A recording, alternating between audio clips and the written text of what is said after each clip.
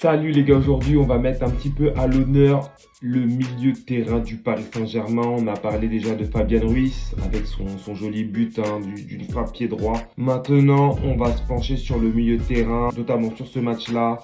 Neves, très gros match, beaucoup d'activités, vitesse de dribble, action, réaction, le gars est présent partout.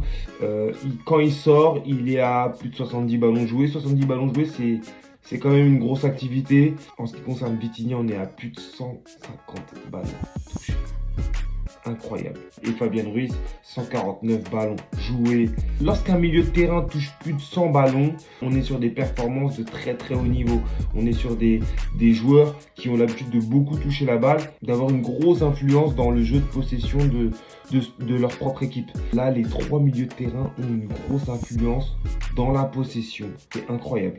Ils sont tous à plus de 100 ballons joués. Alors, à part Neves, parce que Neves est sorti à la 70e, mais s'il sort pas à la 66e, ça finit à plus de 100 ballons. Et il était déjà très très bon. On rappelle que c'est lui qui provoque le penalty, ce qui veut dire tout simplement que le milieu de terrain se déplace. La plaque tournante qui est censée être la pointe basse, juste devant les défenseurs centraux, se déplace en permanence. Un moment c'est Fabian Ruiz, un moment c'est Vitinha, un moment c'est Neves. Et ça déséquilibre énormément l'adversaire. Je voulais vraiment mettre en lumière ça. Je ne sais pas si vous partagez la même chose que moi. En tous les cas, dites-le moi ce que vous pensez de ce milieu de terrain. Est-ce que c'est un milieu de terrain qui peut se rapprocher des plus grandes associations de milieu de terrain de tous les temps, à Casemiro, Modric, Kroos? Est-ce que ça peut être un milieu de terrain de ce style-là? Sans se retrouver sur une autre vidéo. Allez, ciao!